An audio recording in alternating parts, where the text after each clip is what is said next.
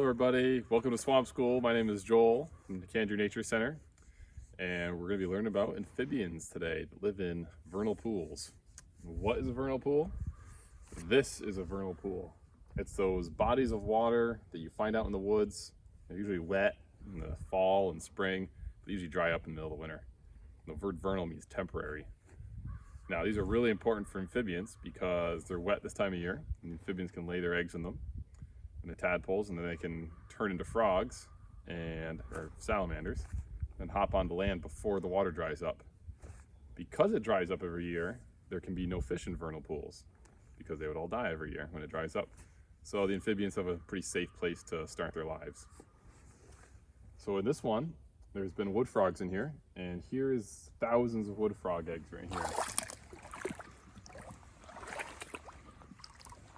So these are pretty freshly laid. And that's because you can tell by how small the egg masses are right now. See, oh, there. If I can get this one. They're slippery like Jello. There we go. So you can see it's slippery and very clear. Now I know it's fresh because as they sit in the water longer, this will get even bigger, about the size of a softball almost, and it will turn green. There's a type of algae that's going to live inside these eggs. That algae actually helps the embryos grow. It gives the little embryos oxygen. So it's a symbiotic relationship. If they're put in really clean water that doesn't have that algae, less of the eggs survive. Right here is probably anywhere from 200 to 400 frog eggs, just in this one cluster. There's an older one, a little bigger. So there's thousands and thousands of frog eggs right here. You can see all of them. Oh, those gray ones are usually duds. Those are usually ones that are not going to hatch. So there are three main types of frogs that come out in the early spring. They come out before the ice is fully off the ponds. They're the wood frog, the spring peeper, and the chorus frog. And in the background behind me right now, you can hear chorus frogs. They kind of sound like someone running their finger down a comb. Creak, creak. You kind of think creek, comb, or chorus all start with the letter C. So they're going right behind me now. They're tiny. They're only about the size end of my thumb. Gray with a few little dark stripes on them. And they're very shy. They're the hardest ones to catch.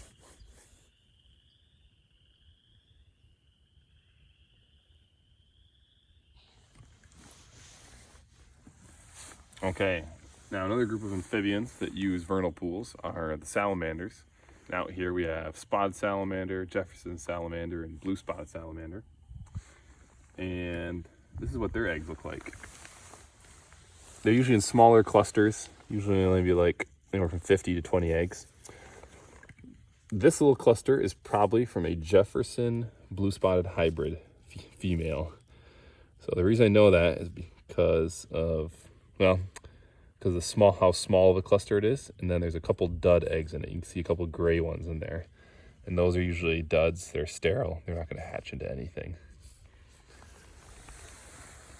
Okay, so I'm looking for salamanders that live around these ponds. So they use these ponds for laying their eggs in, but they themselves live on land. So if you look around on logs and rocks, you can find them. And here's one right here. Now, salamanders have very sensitive skin, and so handling them can actually kill them.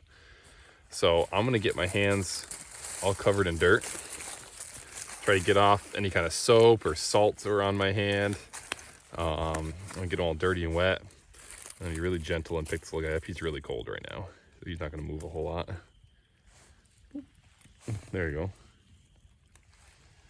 go. So this is a redback salamander. They kind of named because of the rusty red back on him. He's pretty cold right now.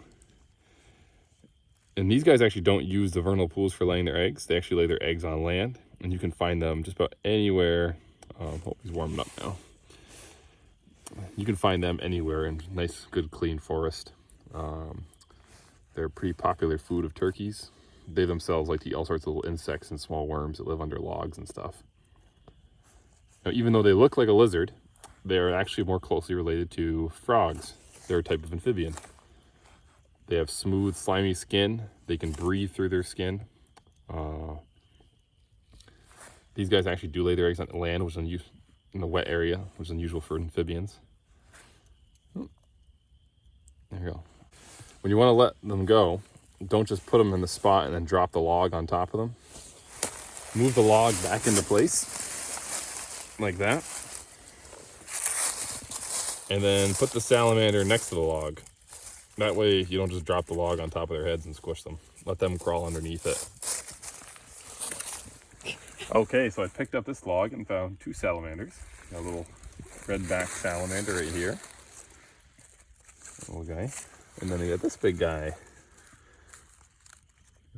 He's really cold right now. He'll warm up once he's in my hand.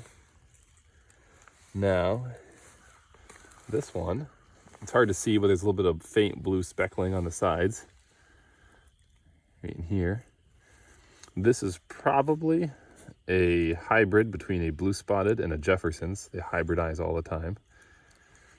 And they belong, the Jeffersons, the blue spotteds, and the yellow spot salamanders, just the spotted salamanders, they all belong to a group called the mole salamanders. They live most of their lives deep underground burrows. It can be 4 feet deep or more. They come out at this time of year and sometimes in the fall just for a short bit to lay their eggs in pools. And then, the eggs will hatch into tadpoles. And then eventually they'll turn into or salamander larvae, really. And then they'll grow into a terrestrial salamander, or a land-dwelling salamander, like these guys. They eat earthworms and all sorts of bugs and live pretty quiet lives deep underground. These are really cold right now. There you go. They don't make very good pets. They want to just live their life in the dirt where it's dark all the time, and it's not good to handle them very much. I'm trying not to touch this guy very much, so I'm just going to put him right back. Okay, I got to move this guy too. Put their log back how it was. There we go.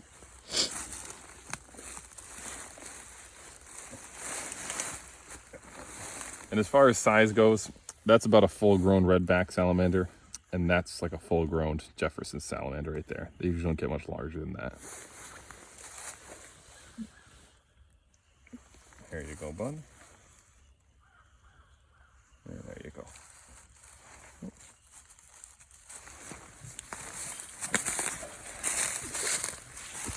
Okay, so here's a blue spotted salamander. It could possibly be a hybrid. It's also impossible to tell without DNA testing, but this looks more like a pure blue. You see how cold they are right now. They barely move until they warm up in my hand. But you can see he has a nice blue speckling on him. A true blue spot salamander usually maxes out at about 5 inches in length, so they don't get a whole lot bigger than this. Like maybe twice the size of this guy, but not a whole lot more. But they are a member of the mole salamanders as well, and they use these vernal pools for habitat. I should say too that the vernal pools are absolutely necessary for the amphibians like we're looking at today. If you get rid of vernal pools, they can't lay their eggs anywhere else. They can't lay their eggs in rivers or ponds. They haven't adapted to that. All their larvae would just be eaten. So if you fill in the vernal pools, then you get rid of the salamanders eventually. Sometimes if you're lucky while you're netting, you might even find a turtle. In this case, we got a baby snapping turtle. Snapping turtles lay their eggs in June, and they have to lay their eggs on land like all reptiles. And then the babies usually hatch out in late October. But if it's a really cold winter, they will sometimes hatch out in this very early spring instead. I'd say this guy probably came out of the spring because you can kind of see where his yolk was still attached right on his belly there. So this is just a little hatchling snapping turtle. He's pretty cold right now because it's not too warm out, but he'll be fine. And then in 7 more years, if it's a girl, she'll come back to lay her own eggs. Okay, sometimes if you're out looking for amphibians and whatnot and insects, sometimes you're lucky enough to find a reptile. Well, we found one already, the turtle, and this is our second reptile we found. There's a little garter snake that's already woken up for the year. Or grass snake, as some people call them. You can see he or she is flicking out its tongue. They're smelling the air right now. Probably a little nervous about what's going on. Just got caught. They live around ponds like this. They like to eat little tadpoles, insects, little young frogs, mice, right? So snakes are usually pretty good to have around your property. They eat mice. They can carry disease or chew on your wires in your house. Snakes don't do either of those things, so they're usually pretty beneficial. They're not venomous. They're not going to hurt you.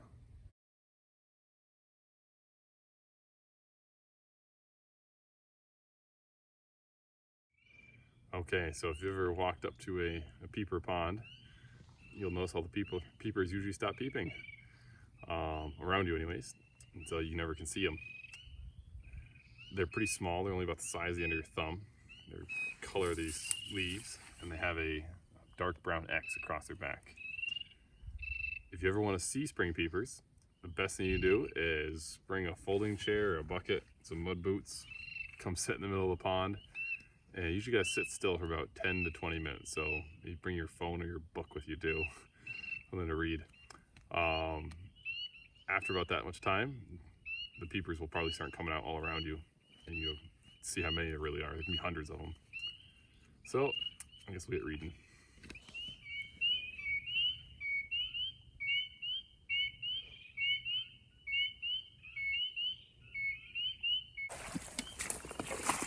Okay, if you ever find just a single amphibian egg, a little ball of jelly with a black center, if you find little single ones, those are spring peeper eggs. So those spring peepers lay their eggs, just little single ones, and they glue them to a piece of vegetation. And you'll see hundreds of thousands of those in ponds sometimes. Okay. So my favorite frog is the official amphibian of New York State, and it is a wood frog. This is one of our captive wood frogs here at the Nature Center.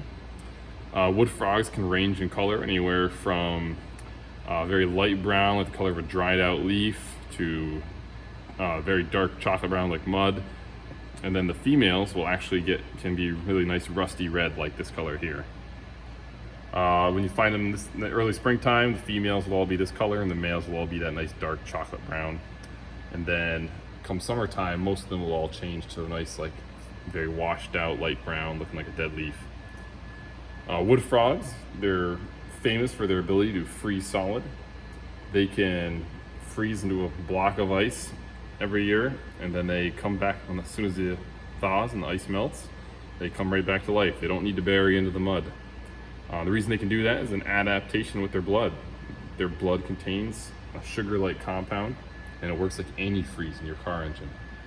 Their blood will, even though their body freezes solid, their blood stays liquid and will still continue to pump through their bodies, so it won't burst their veins and capillaries. This is the best time to find wood frogs. The rest of the year they hide in the leaf litter, and it's very hard to find them because they blend in so well. This time of year they're congregated in dozens to hundreds in these vernal ponds back in the woods. And you listen for their call. It's quieter than the peepers or the coarse frogs. Their call sounds like chuckling or kind of like ducks quacking, or I've had some people describe it as turkey calling.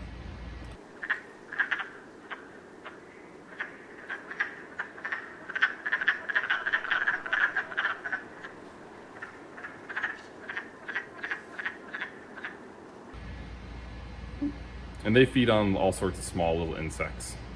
It's pretty much their diet. Okay, Beefy. There's another one of our wood frogs, and this shows kind of their summertime coloration. They have this little distinct little black mask on their face, and you can see how they blend right in and look just like a dead leaf on the forest floor. Okay, another animal you might find living in your swamp around your house is the eastern newt, or the landform, the red eft. The red eft is kind of just the teenager version of the newt. They live on land when they're a couple years old, and they'll be like this for a couple years, and then when they're up time 4 or 5, they'll move back in the water, they'll turn green, they'll be an adult newt. And this is what they look like. You can see the little guy here. Again, they're a member of the salamander family. They have very sensitive skin, so I'm just going to touch them really easily here.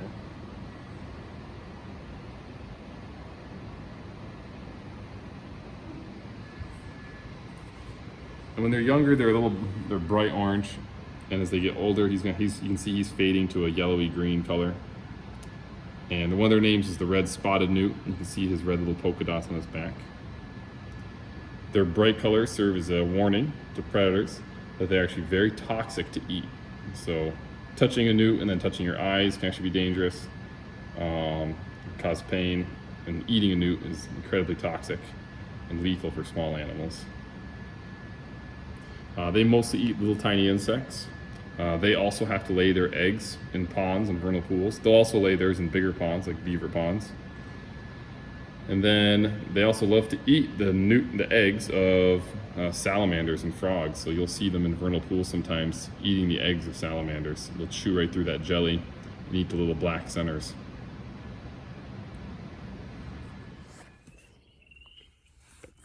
Well, thank you for watching today, and we'd like to thank the New York Power Authority for funding the Nature Center and the programs that we do here.